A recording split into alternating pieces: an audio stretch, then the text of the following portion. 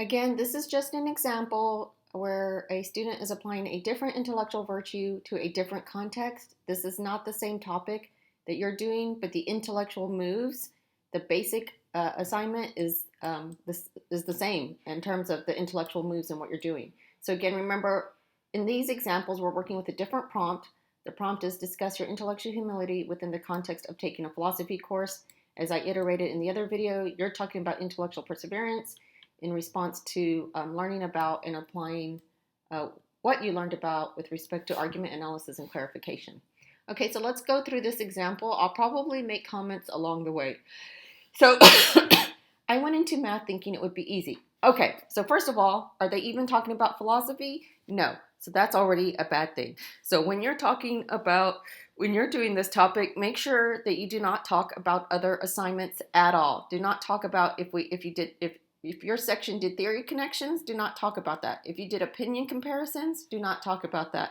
If you had Blackboard created reviews, do not talk about that. If you had Learn Smart or Smart Book assignments or ebook readings, do not talk about that. You have to focus on the specifics given to you in the topic and this very task, the larger task for the last week of the semester. Okay, so that right now is a problem. But also, what did this person not do? They did not start by giving me a definition to the intellectual virtue that they are applying. So that's already two major issues right there.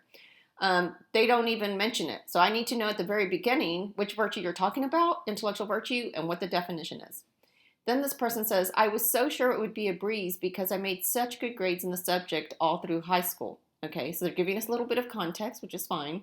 I was horrified. So you might say something like, maybe you weren't intellectually perseverant at first when it came to learning about arguments because you were very confident in your argument skills. You can say something like that. So it's possible to relate one virtue to the other. So maybe you thought you knew enough about arguments and analyzing them. Maybe you thought you were good at arguing, so you didn't take the lessons that seriously, and this led you to not practice the traits associated with intellectual perseverance. I'm just putting that out there. Okay. The student says, I was horrified to realize in just a couple of weeks of my first college-level math course that I didn't know as much as I thought I knew, or maybe it was just that I couldn't remember anything. So here, they are embedding or sprinkling important words in a way that shows that they understand what intellectual humility is, even though they didn't define it. So they put, I didn't know, so they could put quotation marks around no, or thought I knew, put quotation marks around no. So here you can show that they are showing intellectual humility. Maybe they started to show it at that point in time, but they're also recognizing that they started to show intellectual humility at this time. I began to realize, so that's also pointing to intellectual humility, that maybe I had never really truly internalized math lessons during high school. Okay, so again, this is definitely using the concept in a correct way. They're beginning to realize that maybe there are limits to what they knew. There are limits to what they thought they knew, because when they say really, truly internalized the lessons. Again, this person is talking about intellectual humility. You got to talk about the lessons and the application in terms of perseverance. But you get a sense, what this example is good at showing you is how you can apply a virtue to your own mindset, to your own attitude about when it comes to learning or applying something that you learned.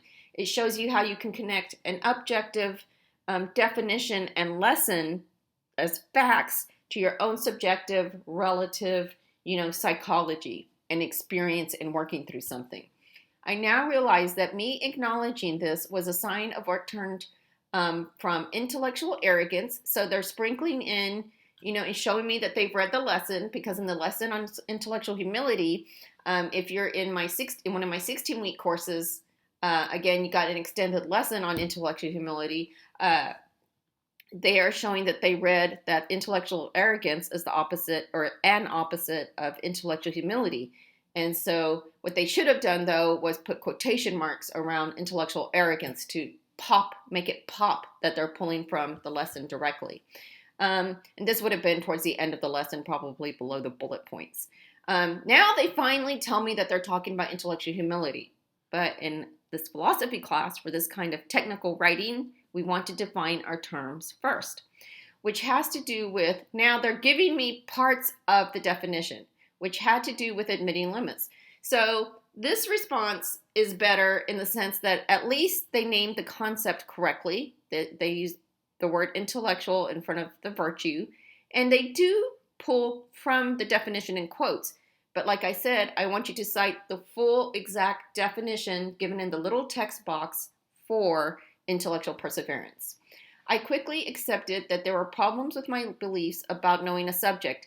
So they should have put some quotation marks around some words in here because they are pulling from a bullet point here. They are sprinkling and embedding key phrases and ideas in a way that shows that they are correctly applying intellectual humility to their own mindset, attitude, or character traits when it comes to their knowledge or what they think about their knowledge. So problems with my beliefs, they could put quotation marks around that from the lesson. Knowing a subject, how good I thought I already was. So there you can see they're showing attention to the concept of intellectual arrogance and intellectual humility at the same time.